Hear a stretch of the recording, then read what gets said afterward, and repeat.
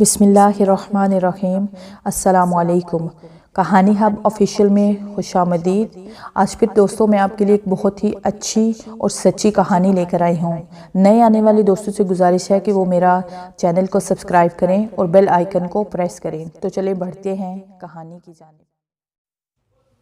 اشفاق، جلدی اٹھو۔ افشین کی یہ الفاظ میرے کانوں میں گونجے تو میں گہری نیند سے بیدار ہو گیا۔ ارے کیا ہو گیا ہے؟ تمہیں پتہ بھی ہے کہ میں کتنا تھکا ہوا ہوں، میں نے افشین سے کہا۔ افشین بولی، وہ باہر اپنے پڑوسی چچا آصف آئے ہوئے ہیں۔ وہ بتا رہے ہیں کہ ان کی بیٹی رجو کو بہت تیز بخار ہے اور اس کی حالت بہت ہی ناساز ہے۔ میں نے کمبل اوڑھا اور افشین سے کہا، ان سے کہو کہ ڈاکٹر صاحب کی اپنی طبیعت خراب ہے اور گہری نیند میں سو رہے ہیں۔ افشین کچھ پل کے لیے مجھے دیکھتی رہی اور پھر چچا آصف کو انکار کرنے چلی گئی۔ میں اس رات کافی تھکا ہوا تھا کیونکہ اس دن میں نے اپنے شہر کے کلینک پر کافی مریضوں کو شام گئے تک دیکھا تھا اور پھر شہر سے گاؤں کا سفر بھی 3 گھنٹے کا تھا جو نہایت ہی تھکا دینے والا تھا۔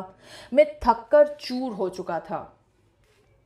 صبح جب میری آنکھ کھلی تو مجھے رات والے واقعے پر کافی ندامت محسوس ہوئی۔ میں نے فیصلہ کیا کہ کلینک جانے سے پہلے چچا آصف کی بیٹی کا معائنہ کرتا جاؤں گا۔ میں نے جلدی سے ناشتہ کیا اور پھر چچا آصف کے گھر کی راہ لی۔ جب میں چچا آصف کے گھر پہنچا تو وہاں پر عجیب ہی ماحول تھا۔ گھر کے باہر گاؤں کے کافی لوگ جمع تھے اور گھر کے اندر سے رونے کی آوازیں آ رہی تھی۔ کیا ہوا ہے؟ میں نے ہمت کر کے چچا آصف سے پوچھا۔ میری بیٹی رجو مر چکی ہے، چچا آصف نے جواب دیا۔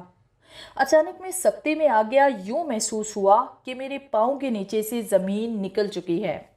چچا آصف نے بتایا کہ وہ رات کو میرے گھر آئے تھے لیکن میری بیوی نے ان سے کہا کہ ڈاکٹر صاحب کی طبیعت خراب ہے اور وہ سو رہے ہیں۔ چچا آصف کی بیٹی کی موت پر مجھے بہت ہی زیادہ احساس ندامت ہوا اور میں اپنے ضمیر کو کوسنے لگا جو کل رات مر چکا تھا۔ میں نے چچا آصف سے معافی مانگی اور کہا، میں آپ کا گنہگار ہوں، اب جو چاہیں مجھے سزا دیں، مجھے قبول ہے۔ چچا آصف نے جواب دیا، میری بیٹی اللہ کی امانت تھی اور اب اللہ نے اپنی امانت واپس لے لی ہے، اب ہم کیا کر سکتے ہیں؟ اس کے بعد میں اپنی کلینک کے لیے شہر روانہ ہوا اور سوچنے لگا کہ اگر رجو کی جگہ میری بیٹی سائرہ ہوتی تو میرے اوپر کیا بیتتی۔ 5 ستمبر کو میری بیٹی سائرہ کی 7ویں سالگرہ تھی اور ہر سال کی طرح اس سال بھی مجھے سائرہ کے لیے ایک خوبصورت تحفے کی تلاش تھی۔ ایک شام کلینک سے واپسی پر میں کھلونوں کی مارکیٹ پہنچا۔ وہاں ایک دکان پر شیشے کی الماری میں رکھی ہوئی ایک گڑیا مجھے بہت ہی پسند آئی۔ میں نے سوچا کہ سائرہ کے لیے اس گڑیا سے بہتر اور کیا تحفہ ہو سکتا ہے۔ میں نے یہ گڑیا خریدی اور گاؤں کے لیے روانہ ہو گیا۔ گھر پہنچ کر جب میں نے یہ گڑیا سائرہ کو دی تو اس کی خوشی کا کوئی ٹھکانہ نہ رہا۔ اگلی صبح میں نے دیکھا کہ سائرہ اپنی اس گڑیا سے باتیں کر رہی تھی۔ بیٹی، آپ یہ کیا کر رہی ہیں؟ میں نے سائرہ سے پوچھا۔ بابا، میں اپنی دوست سے باتیں کر رہی ہوں، ہم دونوں ابھی دوست بنے ہیں، سائرہ نے جواب دیا۔ میں تھوڑی دیر کے لیے پریشانی میں مبتلا ہو گیا، پھر سوچا کہ بچے تو نہ جانے کیا کیا کہتے ہیں اور سائرہ کی باتوں پر دھیان نہ دیا۔ رات کو تقریباً کوئی 2 بجے کا وقت ہوگا۔ میری آنکھ کھل گئی۔ میں نے دیکھا کہ سائرہ بیڈ پر موجود نہیں تھی۔ میں نے جلدی سے اپنی بیوی افشین کو اٹھایا اور کہا، سائرہ یہاں موجود نہیں ہے۔ میں نے پورے گھر میں تلاش کیا لیکن سائرہ کا پتہ نہ چل سکا۔ افشین نے رو رو کر اپنا برا حال کر لیا۔ اچانک مجھے چھت کا خیال آیا۔ افشین اور میں نے چھت کے اوپر جا کر دیکھا تو ہمارے اوزان خطا ہو گئے۔ سائرہ زمین پر بے ہوش پڑی تھی اور اس کے دائیں طرف وہ گڑیا بھی موجود تھی۔ آنکھیں کھولو بیٹی، افشین نے روتے ہوئے کہا۔ میں نے سائرہ کو اٹھا کر کمرے میں لایا اور اس کے منہ پر پانی کے چھینٹے مارے۔ تھوڑی ہی دیر کے بعد سائرہ کو ہوش آ گیا۔ میں نے پوچھا، بیٹی اب اتنی رات کو چھت پر کیا کرنے گئی تھی؟ سائرہ بولی کہ اس کی دوست گڑیا نے اسے چھت پر جانے کا کہا تھا، اور یہ سن کر افشین اور میرا منہ کھلے کا کھلا رہ گیا۔ صبح اٹھ کر میں نے افشین کو بتایا کہ میں نے ایک مرتبہ سائرہ کو گڑیا سے باتیں کرتے ہوئے دیکھا تھا۔ میں نے کہا، ضرور اس گڑیا میں کوئی گڑبڑ ہے۔ اتنے میں سائرہ بھی اٹھ کے آ گئی۔ اس نے گڑیا کو اپنی بغل میں دبوچا ہوا تھا۔ آج میں اسکول نہیں جاؤں گی، سائرہ نے کہا۔ افشین بولی، کیوں بیٹا؟ آج تو تمہارا پیپر ہے، آج تمہیں ضرور جانا پڑے گا۔ सायरा ने जवाब दिया, नहीं, आज मैं पूरा दिन अपनी गुड़िया के साथ खेलूंगी। मैंने गुस्से में सायरा से गुड़िया छीनी और फिर उसे ज़बरदस्ती स्कूल छोड़ाया। जब शाम को मैं वापस घर पहुंचा तो देखा कि सायरा उसी गुड़िया से खेल रही थी। मैंने सायरा से पूछा, ये गुड़िया वापस कहाँ से आई है? सायरा ने जवाब दिया, जब वो स्कूल से वापस आई तो ये गुड़िया उसके कमरे में मौजूद थी। मैं बहुत हैरान हुआ क्योंकि मैंने उस गुड़िया को तो रास्ते में फेंक दिया था। मेरे सर में बहुत तेज़ दर्द हो रहा था और मैं काफ़ी थका भी हुआ था। मैंने सोचा ये कोई दूसरी गुड़िया होगी और फिर मैं आराम करने कमरे में चला गया। अचानक ही मुझे अफशीन के चीखने की आवाज़ सुनाई दी। मैं फ़ौरन कमरे से भागा। मैंने देखा कि सायरा का हाथ ब्लेड से कटा हुआ है और खून बह रहा है।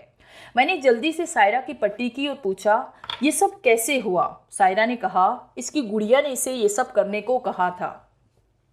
मैंने फ़ौरन सायरा से गुड़िया छीनी और उसे घर से बाहर फेंक दिया। कुछ दिनों के बाद गुड़िया मेरे घर में दोबारा मौजूद थी। मैं सायरा से ये गुड़िया छीनने की लाख कोशिश करता, लेकिन वो इस गुड़िया से खुद को जुदा होने ही न देती। और फिर रफ्ता रफ्ता उस गुड़िया ने मेरी बेटी के दिमाग पर कब्जा कर लिया। सायरा वही कुछ करती थी जो कुछ ये गुड़िया उसे कहने का करती थी। मेरी बेटी खुद अपने आप को नुकसान पहुंचाने लगी। उसने अपने दांतों से अपने जिस्म के कई हिस्सों को बड़ी बेदर्दी से काटा हुआ था। उसके साथ साथ सायरा काफ़ी ज़िद्दी और बदतमीज़ भी हो गई थी और एक मर्तबा तो सायरा ने मेरे ऊपर चाकू से हमला करने की भी कोशिश की थी। अफशीन से अपनी बेटी की हालत देखी न जाती थी और मैं भी बहुत ही बेबस था। मैंने बहुत से नामवर न्यूरो सर्जन से भी सायरा का इलाज करवाया, लेकिन बेहतरी ना हुई। इस गुड़िया में न जाने कौन सा शैतान सरायत कर चुका था जो हमारा पीछा छोड़ने को तैयार न था। एक दिन मैंने सायरा से नज़र बचा के इस गुड़िया को उठाया और स्टोर रूम में बंद कर दिया, लेकिन उससे भी हमारी परेशानी ख़त्म ना हुई। सारी रात स्टोर रूम से उस गुड़िया के रोने की आवाज़ें सुनाई देती थी। एक दिन अचानक मुझे हमारे गांव की मस्जिद के मौलवी अफसल साहिब का ख्याल आया, जिनके पास आसेब और जिन्नों के मुतल्लिक काफ़ी इल्म था और उन्होंने अपने हमजाद को काबू करने के लिए 40 दिन के चिले भी काटे थे। मैं फ़ौरन उनसे मिलने मस्जिद पहुंचा। मैंने उन्हें अपने और अपनी बेटी पर बीते तमाम हालात बताए। तुम फिक्र ना करो और मुझे अपने घर ले चलो, मौलवी साहिब ने कहा। मैं मौलवी साहिब को अपने साथ घर ले आया। मैं घर पहुंचा तो देखा कि सायरा के बाल बिखरे हुए थे और वो मुंह लुटकाए झूले पर बैठी थी और अफशीन उसे खाना खिलाने की कोशिश कर रही थी। मौलवी साहिब फ़ौरन सायरा के पास गए और सायरा के सर पर हाथ रखकर आयते कुरानी का विर्द किया। अचानक सायरा ने चीखें मारना शुरू कर दी। अफशीन ये देखकर ज़ोर ज़ोर से रोने लगी। मैंने अफशीन को दिलासा दिया। चंद लम्हे बाद नींद ने सायरा को अपनी आगोश में ले लिया। मुझे उस गुड़िया के पास ले चलो, मौलवी साहिब ने मुझे कहा। मैं मौलवी साहिब को स्टोर रूम ले आया जहां वो गुड़िया मौजूद थी। मौलवी साहिब ने बहुत हैरत से गुड़िया को देखा और कहा, हमारे पास वक्त बहुत ही कम है। मुझे इस गुड़िया को जंगल में ले जाकर दफन करना होगा और साथ ही मुसलसल 3 रातों पर मुहित एक ख़ास अमल भी करना होगा। मैंने यकदम कहा, मैं भी आपके साथ चलूँगा। तो मौलवी साहिब ने साफ इनकार कर दिया और कहा कि ये तेरे बस की बात नहीं है। अफशीन ने मौलवी साहिब से पूछा, हमारी बेटी ठीक तो हो जाएगी? मौलवी साहिब ने अफशीन को तसल्ली दी और कहा कि सब ठीक हो जाएगा। उसके बाद मौलवी साहिब गुड़िया को लेकर जंगल की तरफ रवाना हो गए। 2 दिन के बाद मौलवी साहिब हमारे घर आए और बोले, मुझे मेरे हमजाद ने बताया है कि इस गुड़िया में एक बच्ची की रूह समाई हुई है जिसकी मौत बहुत तड़प तड़प कर हुई थी और ये रूह तुम्हारे पड़ोसी आसिफ की बेटी रज्जो की है।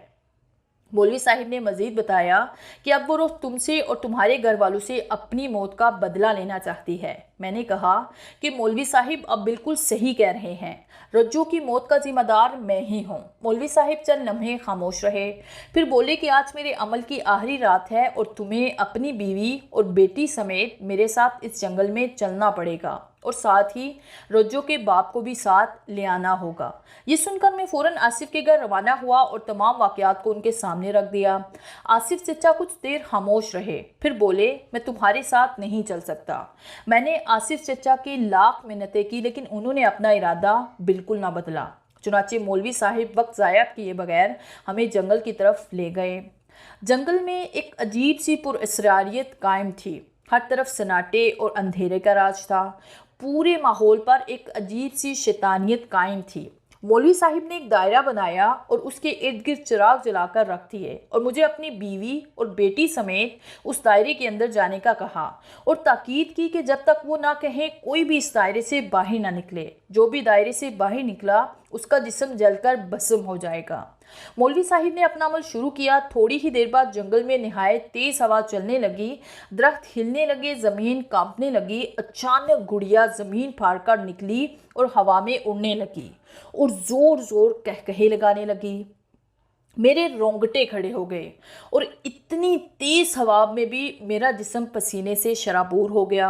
अचानक गुड़िया बोलने लगी, मुझे ख़त्म करना तुम्हारे बस में नहीं है, आज तुम्हारी मौत मेरे हाथों ही होगी। ये कहकर गुड़िया तेज़ी से हमारे सरों के ऊपर से गुजरी।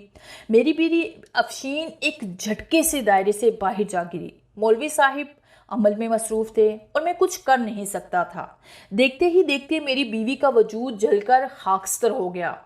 सायरा ये सब कुछ देखकर बेहोश हो गई। अचानक मौलवी साहिब ने अपनी आंखें खोली और हमें दायरे से बाहर आने का कहा।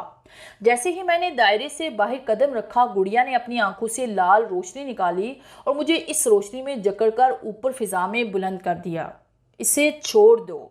अचानक मेरे कानों में आवाज़ गूंजी। मैंने पीछे मुड़कर देखा तो वो आसिफ चचा थे।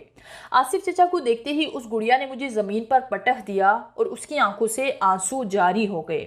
आसिफ चचा ने उस गुड़िया में मौजूद अपनी बेटी की रूह से कहा, बेटी हमने इन्हें मुआफ़ कर दिया है, तुम भी इसे माफ़ कर दो और इनकी ज़िंदगी से हमेशा हमेशा के लिए चली जाओ। ये सुनकर गुड़िया में से एक नीली रोशनी निकली और आसमान की तरफ जाती हुई दिखाई दी और गुड़िया ज़मीन पर आ गिरी। मौलवी साहिब ने गुड़िया को उठाया और जलाकर भस्म कर दिया। सायरा भी होश में आ चुकी थी। मैंने आसिफ चचा और मौलवी अफसर का शुक्रिया अदा किया और घर की जानिब रवाना हो गया। आज इस वाक़े को 15 साल बीत चुके हैं और आज भी ये वाक़या मेरी आंखों के सामने बिल्कुल तरो ताज़ा है और अफशीन की मौत भी मुझे याद है। मुझे आज भी उस बात पर निदामत है कि मैंने उस रात आसिफ चचा को क्यों मना किया था।